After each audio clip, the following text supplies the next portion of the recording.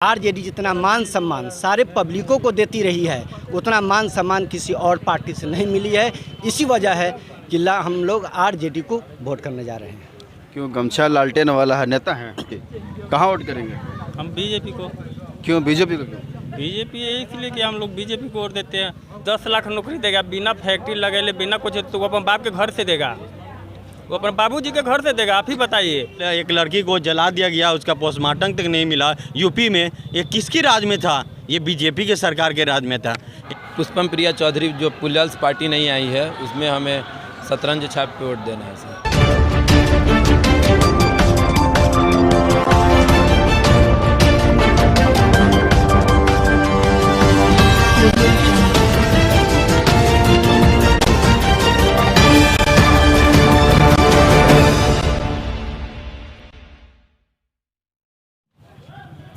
क्या नाम हो? मोहम्मद सबीर आलम। वोट किधर करेंगे? वो तो आरजेडी के ही पक्ष में जाएगा।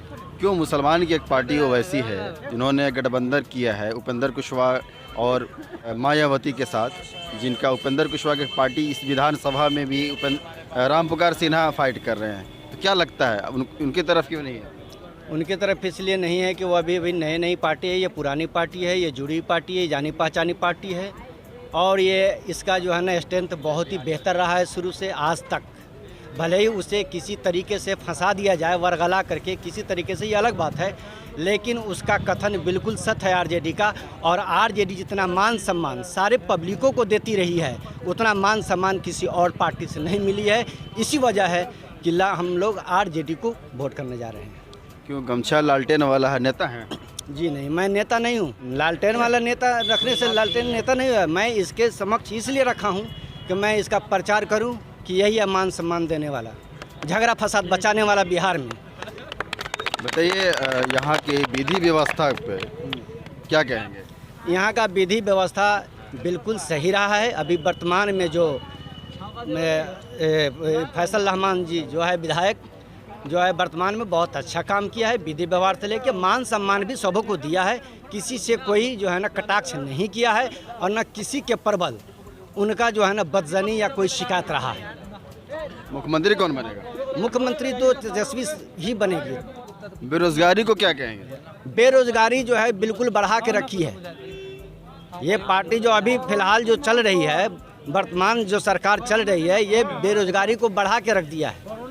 हर दुकानदार जो है ना रो पड़ा है, हर मजदूर रो पड़ा है। क्या नहीं किया है इसने? नोटबंदी किया, वो रोला दिया।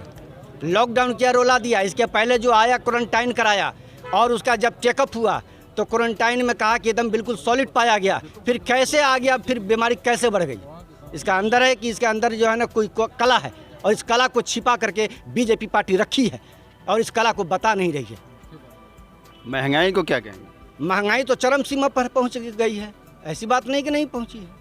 और अभी आप फिलहाल देखिए रहे हैं, आलू का देखिए दाम कितना है, प्याज का दाम कितना है, पेट्रोल का दाम कितना है, डीजल का दाम कितना है। और मजदूरों की कीमत जो है, मजदूरों की कीमत काफ़ी जो है कम बना दिया गया है। जो चीज़ खाद्यान्न सामान है वो उस पर बढ़ा दिया गया है, लेकिन मजदूर जो खेतों से उपज करके लाते हैं उसकी कीमत क्यों घटा दी गई है?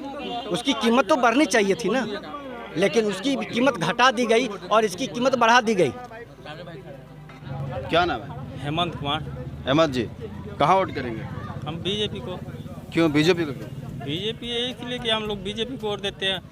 मान के बीजेपी अगर बिहार में सरकार बनेगा तो ऊपर बीजेपी का सरकार है, बिहार में बनेगा तो और विकास होगा। मान के अगर राज्य में अगर एंटी पार्टी का सरकार बनेगा तो केंद्र सरकार का कोई भी फंड आएगा तो लागू नहीं कर पाएगा। जैसे बंगाल में देखिए और सब देश में, राज्य में देखिए, नहीं लागू करेगा तो हम लोग घंटा जो डोलाते रह जाएंगे। तो जिसका केंद्र में सरकार रहेगा, अगर राज्य में उसका सरकार रहता है तब विकास होता है। क्योंकि वो कोई भी कहेगा भाई विकास काहे नहीं होगा, तो भाई केंद्र में आपका सरकार है तो काहे नहीं विकास कीजिएगा। तो वो तो न नहीं बोल सकता, उसको तो करना ही है।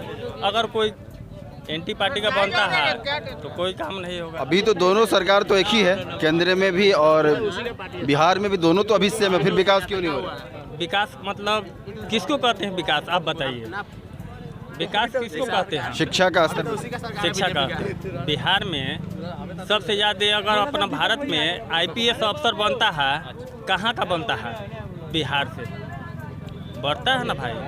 हम लोगों का 5वां क्लास का लड़का अगर चल जाएगा मुंबई में तो वहाँ का 10वां क्लास के लड़का को फेल कर देता है। मुंबई का हाल जानते हैं?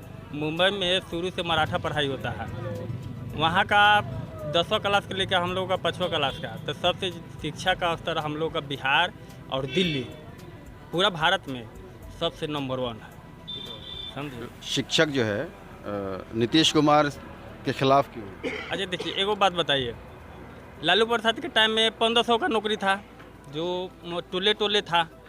नीतीश कुमार में बहाली हुआ मुखिया के थ्रू कि भाई 4000 का महीना देंगे, जिसको शिक्षक बनना है वो बने।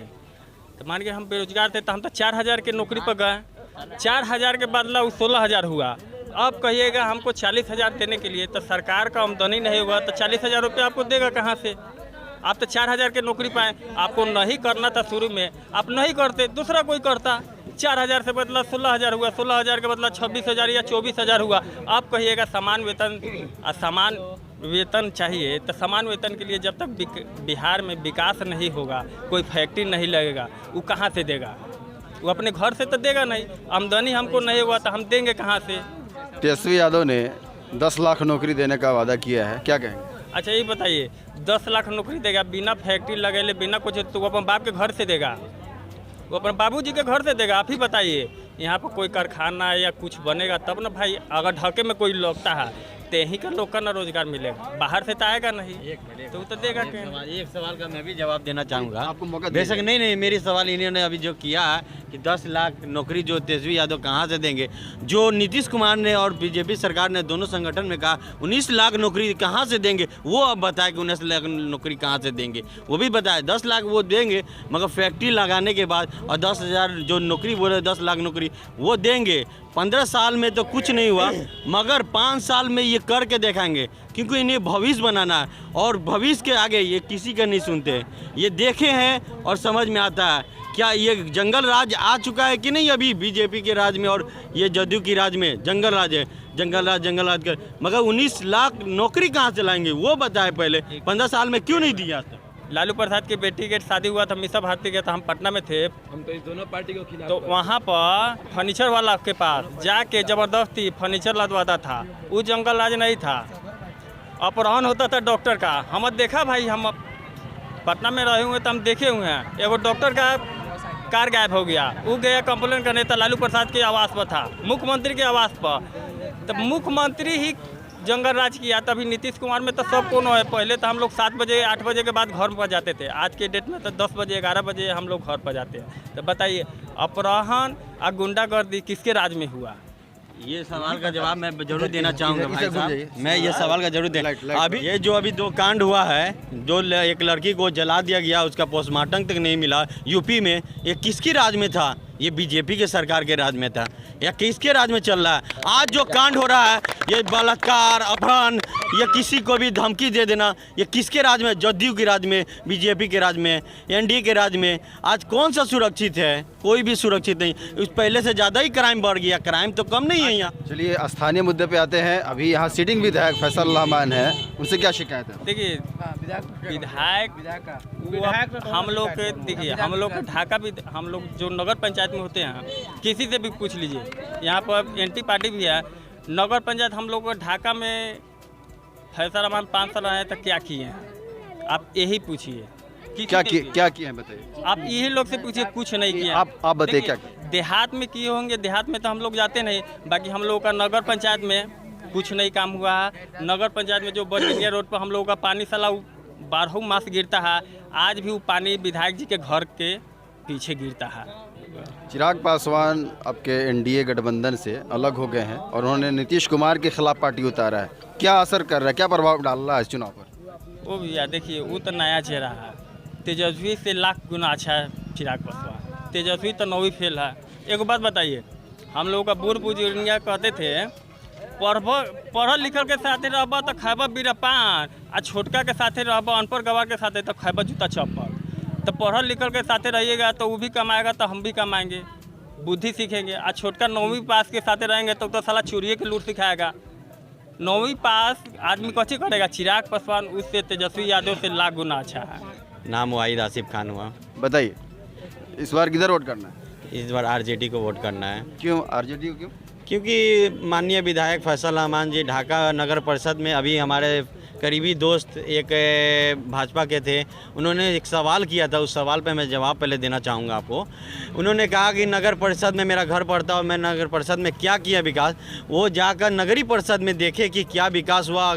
हर घर में नल जल के योजना है, ये जो भी हुआ, और रोड नाला हर जगह बना हुआ है। आज़ाद चौक पे बहुत सालों से ये आपको माननीय मोती रहमान साहब, स्वर्गीय मोती रहमान साहब, उन्होंने हॉस्पिटल एक बनाए हुए थे जिसमें थोड़ा सा डैमेज हो गया था। आज उसमें 100 बेड का काम करके माननीय विधायक फैसल रहमान जी ने उद्घाटन सुनिश्चित किया। और जहाँ भी आज़ाद चौक पे एक गम गुफा है, वहाँ पे भी आपने काम किया। उनके बहुत काम अच्छे हैं, न किसी भी तरह का जाति पात नहीं। जब भी हमारे पूर्व विधायक जी थे, जाति पात लड़ाई झगड़ा कराने का काम करते थे, मगर माननीय विधायक जी में हमेशा समझौता हुआ, अच्छा काम किया, विकास के महापुरुष इंसान हैं। तो क्या नाम है? गुफरान अहलावत। बताइए, वोट देते हैं? जी, इस साल देना है। इस साल पहले शुरुआत करें? हाँ। तो किसको सपोर्ट कर रहे हैं? वोट किधर देना? पुष्पम प्रिया चौधरी जो पुलिस पार्टी नहीं आई है, उसमें हमें शतरंज छाप पे वोट देना है सर। क्यों? तो पार्टी नहीं है, अभी तक नाम तक लोग नहीं जान रहे हैं। जी। कहा जाता है ना, कोई भी नया चीज़ ही आगे चल के पुराना बनता है, और इस पार्टी का जो विज़न है, हमें सबसे ज़्यादा इस पार्टी का मैनिफेस्टो और विज़न अच्छा लगा। और हमने देखा है आज तक कि कोई भी ऐसी पार्टी नहीं आई जिसके पास कोई विज़न हो। और जो भी पार्टी आती थी, हमें धर्म और जाति के नाम पे लड़ाया है और उन्होंने राज करके गया। हमने 15-15 साल दोनों पार्टियों को मौका देकर देखा है। आज तक इतनी अच्छी और पाक सोच लेकर आने वाली मेरा मानना है कि यह पहली ऐसी पार्टी है जो इतना अच्छा विज़न लेकर आया है। और इस पार्टी का सबसे पहला जो कोटेशन आता है, वो कहा जाता है, ना जाति ना धर्म, इस बार मुद्दा बस रोज़गार। और इस पार्टी का कहना है कि अगर मेरी सरकार आती है तो मैं हर साल 8 लाख सरकारी नौकरी और 8 लाख सरकारी नौकरी और 10 लाख प्राइवेट नौकरी देंगे। और हम लोग इस बात से सहमत है कि जब वो पार्टी आएगी तो ये रियलिटी है कि वो पार्टी इतने नौकरियां को देने में सक्षम होगी। और किस तरह से ये पार्टी सक्षम होगी, क्योंकि इस पार्टी ने हर जगह जा कर के देखा है कहाँ किस चीज़ का कमी है। जैसे मैं हमारे बिहार में ही नहीं, वर्ल्ड हेल्थ ऑर्गेनाइजेशन के द्वारा ये कहा है कि हर 1000 आदमी के ऊपर एक डॉक्टर का होना अनिवार्य है। और आज अगर हमारे पार्टी ने जो टारगेट निकाला है, जो अपना फाइल बायोडाटा निकाला, तो इसमें माना जाता है कि 48,700 कुछ आदमी के ऊपर एक डॉक्टर है। तो हमारी पार्टी ने वहाँ पे जाके इस बायोडाटा को निकाला और उन्होंने कहा है कि जितने 48,000 मतलब 48 होना चाहिए डॉक्टर, तो यहाँ पे एक है, 47 डॉक्टर की कमी है। इस हिसाब से हम बिहार में जितने डॉक्टर लगेंगे वहाँ का नौकरी को बताएंगे।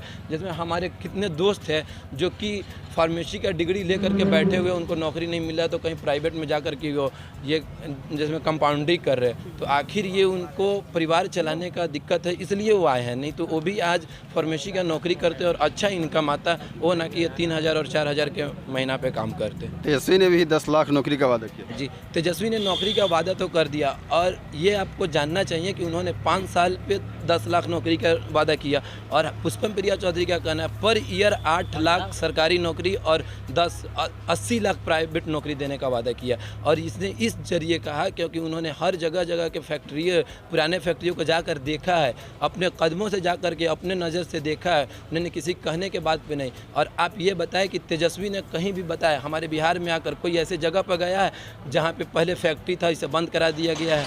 नहीं गया। और ये पुष्पम प्रिया चौधरी मोतिहारी में जो भी चीनी मिल बंद हुआ था, या बेगूसराय में जाकर देखिए जो भी स्थल था, वहाँ पे बहुत सारे नौकरियाँ दी जाती थी, और जूट फैक्ट्री था, ये सबों को बंद होने के बाद उन्होंने वहाँ पे गया है और उसे किस लेवल तक ले जाना है उन्होंने ये चीज़ को सोच करके आकर के दिया है।